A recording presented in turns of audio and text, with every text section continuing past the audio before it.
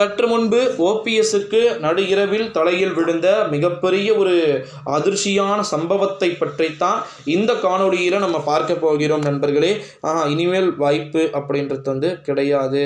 இந்த ஒரு சூழ்நிலையில தான் டோட்டலாகவே நம்முடைய தமிழ்நாட்டில் ஓபிஎஸ்க்கு ஒரு மிக முக்கியமான ஒரு செய்தி அப்படின்றது வெளியாகி இருக்கிறத நம்மளால் பார்க்க முடிகிறது.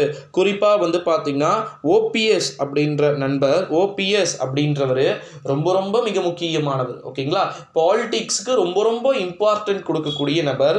அரசியலை விட்டு நான் அவ்வளவு எளிதில் நகர்ந்து விட மாட்டேனடா அப்படின்னு சொல்லக்கூடிய வகையில் நான் எதுக்கு போனோம், நான் எதுக்கு அரசியலை விட்டு போகணும் அப்படின்ற ஒரு மைண்ட் செட்டிலே பார்த்தீங்கன்னா நம்முடைய அண்ணன் திரு ஓ பன்னீர்செல்வம் அவர்கள் இருக்க, அவரை பார்த்தீங்கன்னா தூக்கிறதுக்கென்று தனிப்பட்ட முறையில் அனைத்து விதமான பிளான்களும் போடப்பட்டு கொண்டு வருவதா தகவல்கள் அப்படின்றது வெளியாகியிருக்கு. இந்த ஒரு சூழ்நிலையில தான் ஓபிஎஸ்ஸை தமிழ்நாட்டுடைய மக்கள் பெருசாக ஏற்றுக்கொள்ள மாட்டாங்க.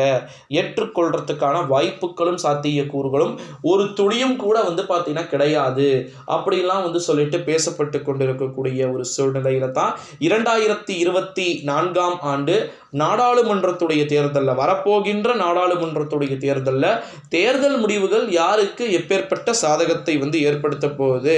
ராமநாதபுரம் தொகுதியில் இப்போ சாலிடாக ஒரு 4 லட்சம் ஓட்டு எடுத்துட்டு அதில் 2 லட்சம் ஓட்டு வித்தியாசத்தில் அண்ணன் அவர்கள் ஜெயிச்சார் அப்படின்னா ஓகே, அதிமுகவின் தொண்டர்களாவது வேற யாராவது எடப்பாடியாவது வெங்காயமாவது அப்படின்னு சொல்லிட்டு பேட்டியிலே ஓப்பனாக பேச்சு கொடுக்கக்கூடிய ஆள் தான் நம்முடைய அண்ணன் திரு ஓ பன்னீர்செல்வம். ஓகே, இந்த ஒரு சூழ்நிலையிலே ஓபிஎஸ் அதுக்கு ஏற்ற அளவுக்கு பார்த்தீங்கன்னா ஒரு மைண்ட் மென்டாலிட்டியில் விடணுமா இல்லையா, அது அப்படி விடுவாங்களா அப்படின்னு கேட்டிங்கன்னா அது சற்று சந்தேகத்தின் பார்வையாக பார்க்கப்பட்டு கொண்டிருக்கிறதை நம்மால் வியூகிக்க முடிகிறது நண்பர்களே. இந்த ஒரு சூழ்நிலையில தான் ஓபிஎஸ்க்கு நடு இரவில் வெளியான ஒரு மிகப்பெரிய ஒரு தலையில் விழுந்த ஒரு இடியாக இச்செய்தி பார்க்கப்படுகிறது. இச்செய்தி பார்த்தீங்கன்னா உணரப்படுகிறது அப்படின்னே சொல்லலாம். இந்த ஒரு சூழ்நிலையில தான் ஏகப்பட்ட விதமான விஷயங்கள் அப்படின்றதும் நடந்து கொண்டிருக்கிறதை நம்மளால பார்க்க முடிகிறது நண்பர்களே. இந்த ஒரு சூழ்நிலையில தான்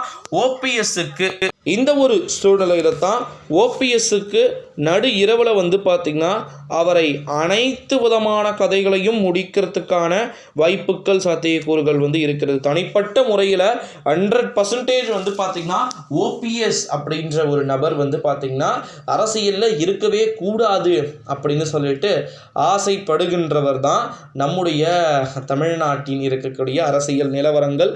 ஸோ தமிழ்நாட்டில் அரசியல் நிலவரங்கள் தொடர்ந்து மாறிக்கொண்டிருக்கிறது, மாற்றப்பட்டு கொண்டு வருகிறது. இதில் யார் வெற்றியை பெறுவார்கள், யார் தோல்வியை பெறுவார்கள் அப்படின்றது எல்லாமே பார்த்தீங்கன்னா காலத்தின் கையிலேயே விட்டு விடலாம். ஓகேங்களா, ஸோ ஓபிஎஸ்ஐ பொறுத்த வரைக்கும் அதிரடியாக சிக்குகிறார் என்பது உறுதியாகிவிட்ட ஒரு சூழலாக தென்படுகிறது நண்பர்களே.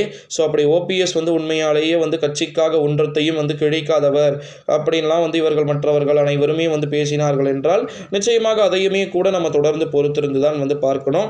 2024 ஆண்டு நாடாளுமன்றத்துடைய தேர்தல் முடிவுகளே இதனை முழுமையாக ஊர்ஜிதப்படுத்தும். ஓகேங்களா, ஊர்ஜிதப்படுத்துவதற்கான வாய்ப்புகளும் சாத்தியக்கூறுகளும் இருக்குது.